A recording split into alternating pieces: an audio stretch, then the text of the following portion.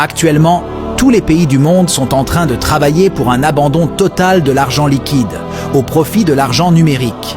Pourquoi tous les pays souhaitent-ils avoir de l'argent numérique de banque centrale?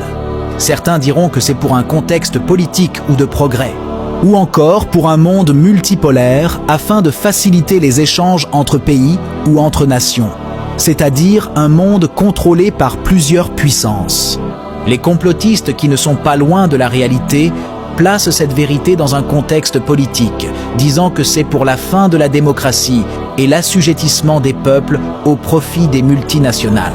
Mais la véritable raison pour laquelle tous les pays du monde entier veulent se tourner vers l'argent numérique de banque centrale, et ce en se pressant maintenant d'une manière inimaginable, est donnée dans la Bible, la parole infaillible de Dieu. Petits enfants, c'est la dernière heure, et comme vous avez appris, un antéchrist vient. Voilà la raison pour laquelle cet abandon de l'argent liquide est en train de se faire, pour se tourner vers l'argent numérique. Parce qu'un antichrist vient. Vous ne trouverez jamais cette réponse dans la géopolitique, ni dans l'économie, ni dans le journal, ni dans des associations. Vous la trouverez uniquement dans la parole de Dieu. Tous ces multinationales et ces présidents du monde entier le savent. Et c'est d'ailleurs eux qui préparent la venue de Satan. Parce que Satan les a dupés en leur faisant croire qu'en venant, il va régner avec eux sur la terre. Un gouvernement lui est donc en train d'être préparé. Et si vous êtes dans la distraction, dans la vie de copinage, la pornographie, le lesbianisme, la masturbation, une vie de sexe accéléré sans mariage, une vie de fraude, gagnant votre argent par le mensonge ou le vol, vous êtes alors de ce peuple qui est en train de l'attendre sans le savoir. Vous êtes de ce royaume. Si vous sortez avec un homme marié qui s'occupe de vous, de vos besoins au détriment de sa femme, vous faites alors partie des gens qui attendent Satan pour régner avec lui. Parce que c'est le style de vie que le peuple de Satan est en train de mener actuellement sur la terre, en attendant leur maître. La grâce est trompeuse, dit la Bible.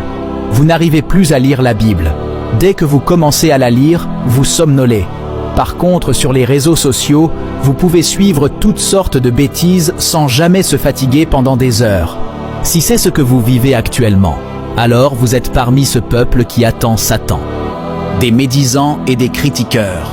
Lorsque votre bouche s'ouvre pour parler en mal de quelqu'un, vous le faites avec élégance. Mais quand il s'agit de prier, de chercher et de connaître Dieu, de demander à Dieu de tuer le moi qui est en vous, vous n'avez plus de mots en ce moment-là. Et si vous ne vous ressaisissez pas en entendant ces paroles, la grâce vous trompera, elle vous passera par-dessus la tête. Donc cet antichrist qui vient a un royaume, un gouvernement unique qu'ils sont en train de lui préparer. Tous les païens et tous les imitateurs du christianisme, c'est-à-dire toutes ces personnes qui ont introduit le christianisme juste en apparence, mais au fond sont remplis de tous les désirs et plaisirs du monde et cautionnent avec leurs leaders religieux toutes sortes d'hérésies doctrinales, font partie de ce peuple qui attend Satan, même si consciemment ils ne le savent pas. Il en est de même pour les églises dénominations, qui de janvier à décembre ne vous prêchent que la bénédiction, la prospérité, les liens familiaux et les délivrances. Et cela n'est pas étonnant, puisque Satan lui-même se déguise en ange de lumière. Il n'est donc pas étrange que ses ministres aussi se déguisent en ministres de justice. Leur fin sera selon leurs œuvres. L'argent numérique est donc en train d'être mis en place dans tous les pays du monde pour faciliter la gouvernance de l'Antichrist qui vient et pour faciliter le contrôle de la population. La Bible nous le confirme encore dans le livre de l'Apocalypse. Et elle fit que tous, petits et grands, riches et pauvres, libres et esclaves, reçussent une marque sur leur main droite ou sur leur front, et que personne ne put acheter ni vendre sans avoir la marque, le nom de la bête ou le nombre de son nom.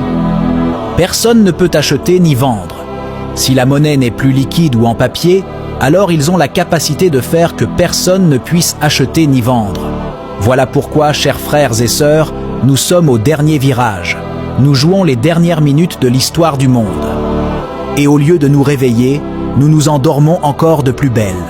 Nous nous enfonçons dans la distraction des réseaux sociaux, tout en étant au courant de toutes les actualités païennes qui passent.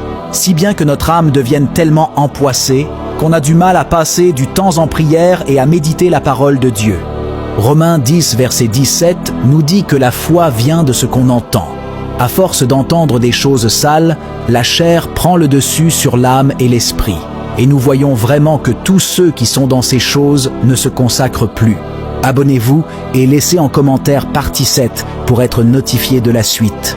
À très bientôt.